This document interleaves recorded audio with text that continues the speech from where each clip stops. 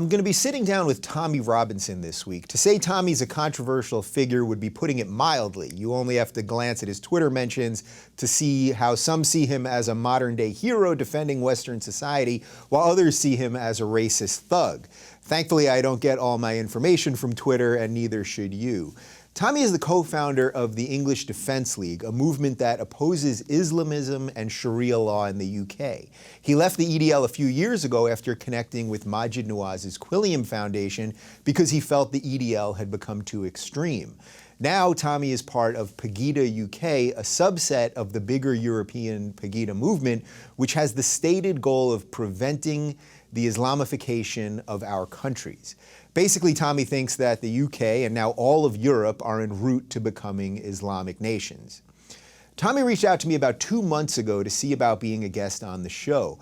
Before I said yes, I actually had to do a bit of soul searching. As you guys know, I'm beyond fed up with the regressive left's labeling of everyone a bigot or a racist, but in Tommy's case, are they actually right? And if the regressives are, why should I even talk to someone with racist views? There's no doubt Tommy spends most of his time talking about the dangers of Islam. He certainly isn't hiding that. But are his motives actually based in bigotry? It wasn't just those questions that had me unsure whether to talk to him, though. There was actually something else at work, and something that really exposes the rot that the regressives are causing in our society. Part of me was actually afraid that if I spoke to Tommy, regardless of whether he really is a bigot or not, that I also would be labeled a bigot. Let me repeat that. I feared that just by having a conversation with someone, just by hearing their views on this show as I do every week, that I would then get one of those awful labels that people throw around, thrown on me. After a couple days of thinking about it, I realized that not only did I have to do the interview with Tommy, but my fear was the exact reason that I had to do it. The chilling effect that words like bigot and racist have are not just on the person at who they are aimed, but they're also used to stop other people from talking to them. The less we talk, the more the authoritarians can move in with easy answers. Once I really wrapped myself around that, it was a no-brainer. Like all my guests, I'll let Tommy's ideas be heard, and you, the audience, will be the judge. Ironically, if the left had been more honest about the dangers of Islamism all along, I would feel less of a need to have conversations like this, but they refused to, so here we are.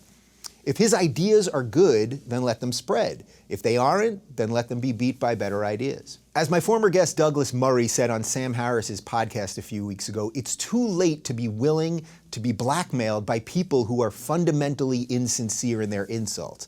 That's exactly how I feel about labels, or pretty much any of the other nonsense coming from people who would rather stifle debate than have it. This past weekend, I rewatched one of my all-time favorite movies, V for Vendetta. In V's powerful speech to London, he says, "And where once you had the freedom to object, to think and speak as you saw fit, you now have censors and systems of surveillance coercing your conformity and soliciting your submission.